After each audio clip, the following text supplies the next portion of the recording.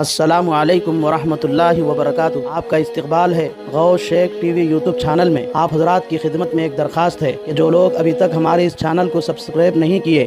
سب سے پہلے ہمارے اس چینل کو سبسکرائب کریں اور ثواب کی نیت سے دوسروں کو شیئر کریں۔ حامدا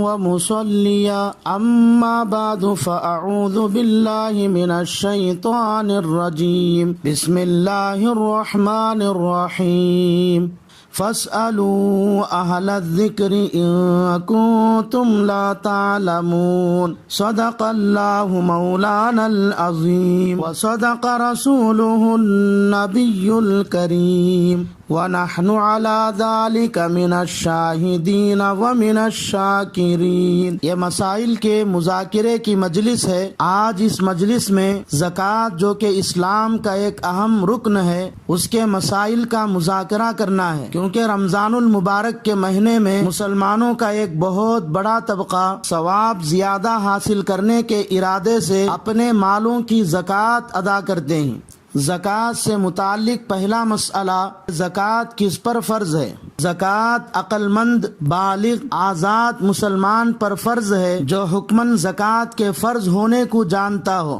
چنانچہ عالمگیر جلد نمبر 1 صفحہ نمبر 170 پر 2 پر لکھا ہے وَأَمَّا شَرْطُ وُجُوبِهَا فَمِنْهَا الْحُرِّيَّةُ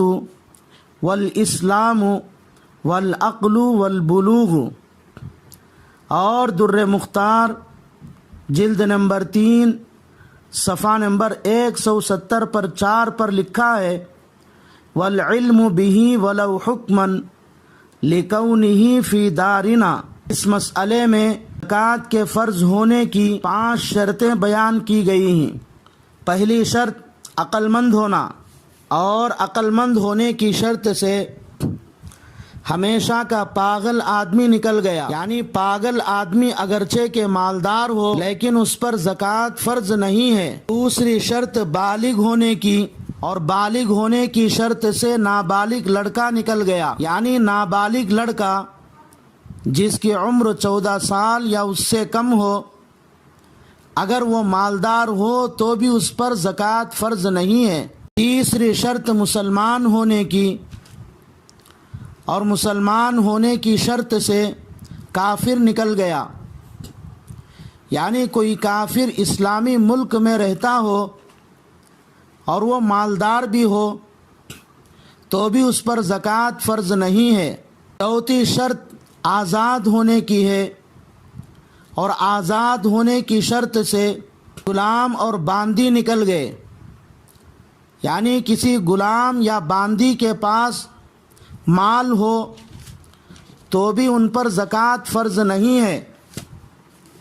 کیونکہ ان کے پاس جو مال ہے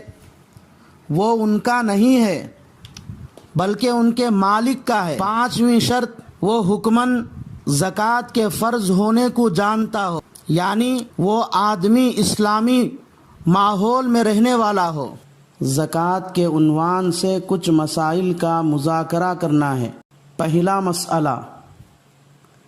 کن کن مالوں میں زکوٰۃ فرض ہے؟ 4 قسم کے مال میں 4 شرطوں کے ساتھ زکوٰۃ فرض ہے۔ نمبر 1 سونا، نمبر 2 چاندی، نمبر 3 روپیہ پیسہ، نمبر 4 تجارت کا سامان۔ ان 4 مالوں میں 4 شرطوں کے ساتھ زکوٰۃ فرض ہے۔ پہلی شرط، سونا، چاندی، روپیہ پیسہ اور تجارت کا مال نصاب کے بقدر ہو، اور سونے کا نصاب پرانے وزن کے اعتبار سے 7.5 تولہ ہے، جو اب موجودہ وزن کے حساب سے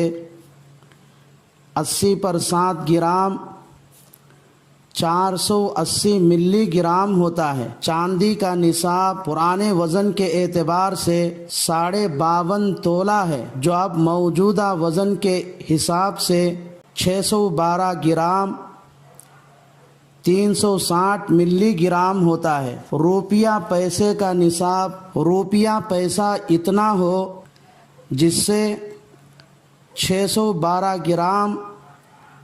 360 ملی گرام چاندی خریدی جا سکے۔ تجارت کے سامان کا نصاب تجارت کا سامان اتنا ہو جس کی قیمت سے 612 گرام 360 ملی گرام چاندی خریدی جا سکے۔ دوسری شرط، مال کا وہ نصاب اصلی ضرورتوں سے زائد ہو، یعنی گھر کے استعمال کے چیزوں کے علاوہ وہ مال نصاب کے بقدر بنتا ہو۔ تیسری شرط، اگر کسی کا قرض ہمارے ذمے ہو تو قرض ادا کرنے کے برابر رقم الگ کرنے کے بعد ہمارے پاس باقی رہنے والا مال نصاب کے برابر ہو۔ چوتھی شرط، اس مال پر پورا قبضہ ہو، اور اگر مال پر پورا قبضہ نہیں ہے تو اس مال پر زکوٰۃ فرض نہیں ہوتی۔ جیسے گروی رکھی ہوئی چیز پر آدمی کا پورا قبضہ نہیں ہوتا، بلکہ وہ گروی رکھی ہوئی چیز گروی رکھنے والے اور جس کے پاس وہ چیز گروی رکھی گئی ہے دونوں کا قبضہ اس پر ہوتا ہے، اس لیے گروی رکھی ہوئی چیز پر زکوٰۃ فرض نہیں ہے۔ خلاصہ یہ ہوا کہ سونا، چاندی، روپیہ پیسہ اور تجارت کا سامان نصاب کے بقدر ہو اور روزانہ استعمال کی چیزوں کے علاوہ ہو، قرض کی صورت میں قرض کی رقم کے علاوہ ہو،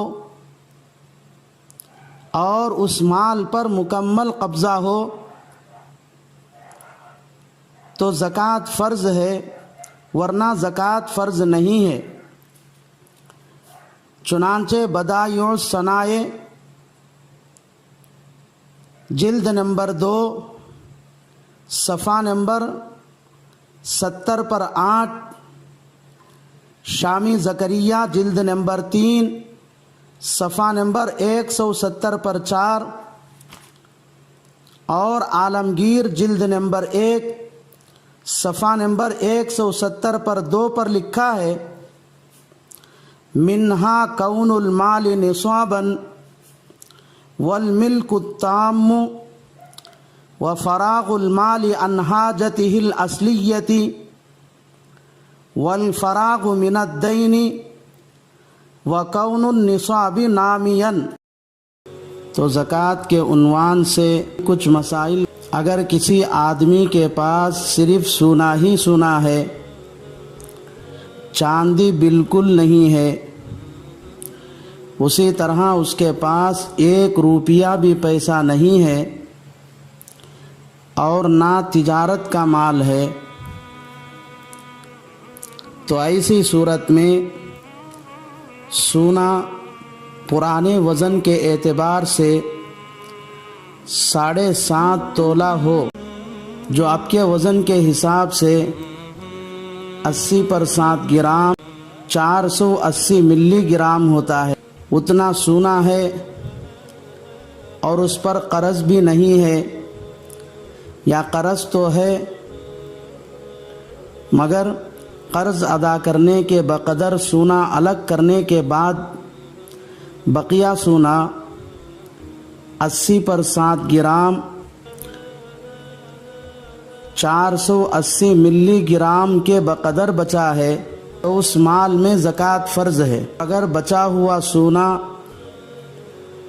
80 پر 7 گرام 480 ملی گرام سے کم بچا ہے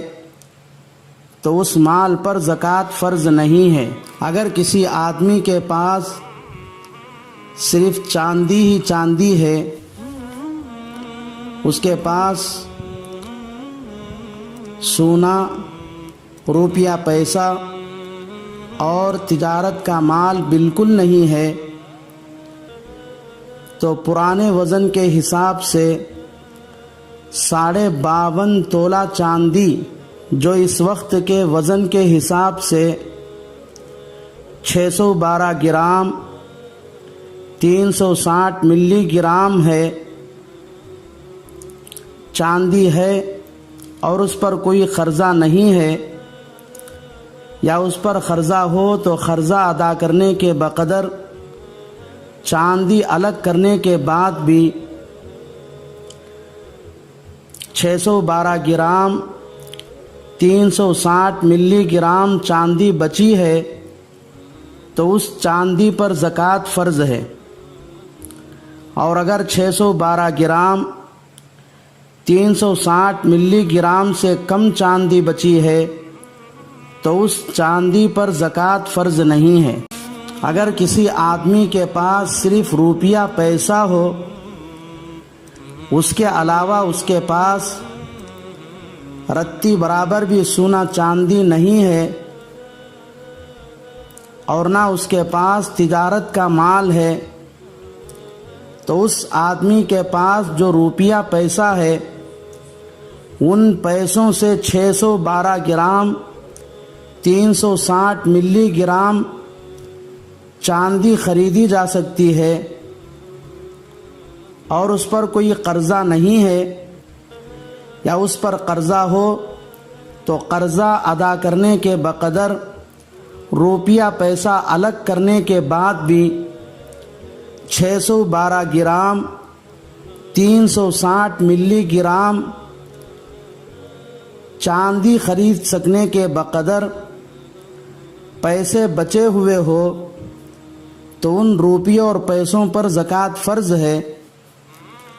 اور اگر بچے ہوئے روپیوں اور پیسوں سے 612 گرام 360 ملی گرام چاندی نہیں خرید سکتے تو ان پیسوں میں زکوٰۃ فرض نہیں ہے۔ اگر کسی آدمی کے پاس نہ سونا ہے، نہ چاندی ہے اور نہ روپیہ پیسہ ہے، بلکہ صرف تجارت کا سامان ہے، تو دیکھا جائے گا کہ اس تجارت کے سامان کی قیمت کیا ہے،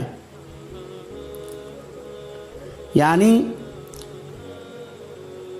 بیچنے کے لائے ہوئے وہ چیزیں اس نے کتنی قیمت میں خریدا ہے۔ اور اگر ان چیزوں کی قیمت اتنی ہے کہ اس سے 612 گرام 360 ملی گرام چاندی خریدی جا سکتی ہے اور اس پر کوئی قرضہ بھی نہیں ہے، یا قرضہ ہو تو تجارت کے سامان میں سے قرضہ ادا کرنے کے بقدر چیزوں کو الگ کرنے کے بعد بھی بچا ہوا تجارت کا سامان اتنا ہے کہ اس کی قیمت سے 612 گرام 360 ملی گرام چاندی خریدی جا سکتی ہے، تو اس تجارت کے مال پر زکوٰۃ فرض ہے۔ اور اگر بچا ہوا تجارت کا مال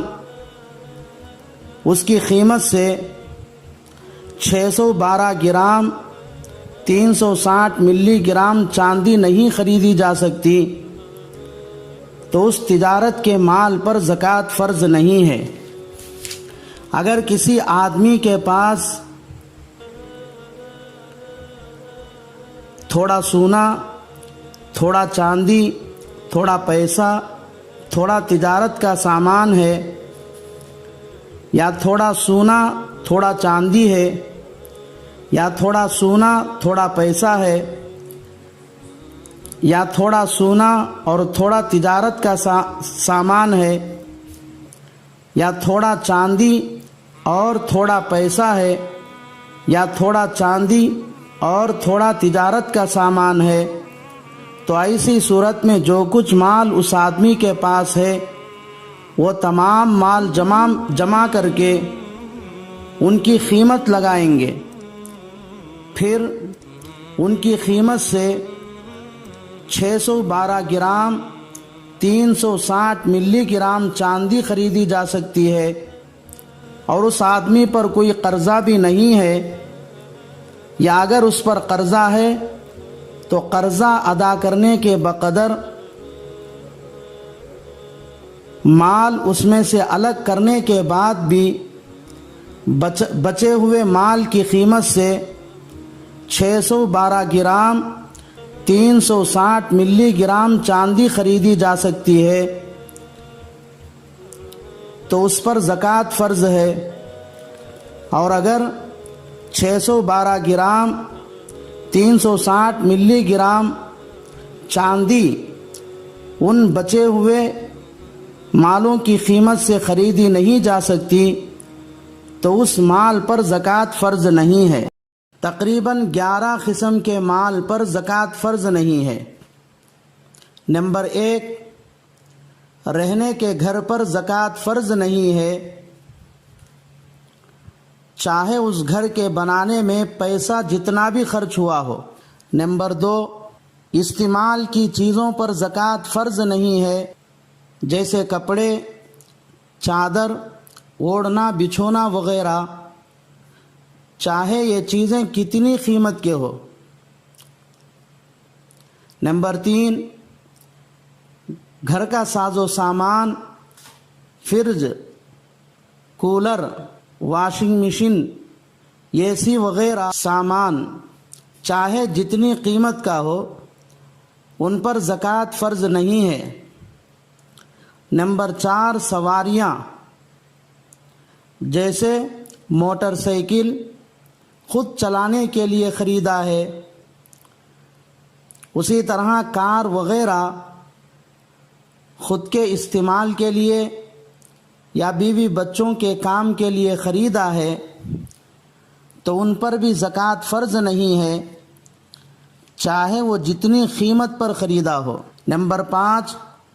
گھر میں کھانے پینے کے لیے رکھے ہوئے اناج، دھان، چاول وغیرہ چاہے جتنی قیمت کا ہو ان پر زکوٰۃ فرض نہیں ہے۔ نمبر 6، گھر میں سجاوٹ کے لیے رکھے ہوئے چیزیں، برتن، گلدستہ وغیرہ پر بھی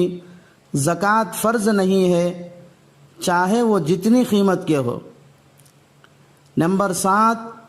ہیرے جواہرات اگر گھر کے لیے رکھا ہے تو ان پر بھی زکوٰۃ فرض نہیں ہے، چاہے ان کی قیمت کتنی بھی ہو۔ نمبر 8، خود یا بیوی بچوں کے پڑھنے کے لیے جو کتابیں خریدا ہے ان پر بھی زکوٰۃ فرض نہیں ہے، چاہے وہ کتنی قیمت کی کتابیں ہو۔ نمبر 9، کاریگروں کے کام کرنے کی چیزیں اور مشین، اسی طرح فیکٹریاں، کرائے پر چلنے والی بسیں اور کاریں، ٹرکیں، اسی طرح کھیت باڑی کرنے کا ٹریکٹر، اسی طرح ہر وہ سامان جو بیپار کی نیت سے خریدا نہ ہو ان تمام چیزوں پر بھی زکوٰۃ فرض نہیں ہے۔ نمبر 10، کسی کے پاس خدمت کے لیے غلام باندیاں ہی تو ان پر بھی زکوٰۃ فرض نہیں ہے۔ نمبر 11، کوئی آدمی اپنے یا اپنی بیوی بچوں کی حفاظت کے لیے ہتھیار خرید کر رکھا ہے تو ان پر بھی زکوٰۃ فرض نہیں ہے۔ چنانچہ عالمگیر جلد نمبر 1 صفحہ نمبر 170 پر 2 پر لکھا ہے، فَلَيْسَ فِي دُوَرِ السُّكْنَى وَثِيَابِ الْبَدْنِ وَأَسَاسِ الْمَنْزِلِ وَدَوَابِّ الرُّكُوبِ وَعَبِيدِ الْخِدْمَةِ وَصَلَاحِ الْإِسْتِعْمَالِ زَكَاةٌ وَكَذَا طَعَامُ أَهْلِهِ وَمَا يَتَجَمَّلُ بِهِ مِنَ الْأَوَانِ إِذَا لَمْ يَكُنْ مِنَ الذَّهَبِ وَالْفِضَّةِ وَكَذَا الْجَوْهَرُ وَاللُّؤْلُؤُ وَالْيَاقُوتُ وَكَذَا كُتُبُ الْعِلْمِ وَآلَاتُ الْمُحْتَرِفِينَ۔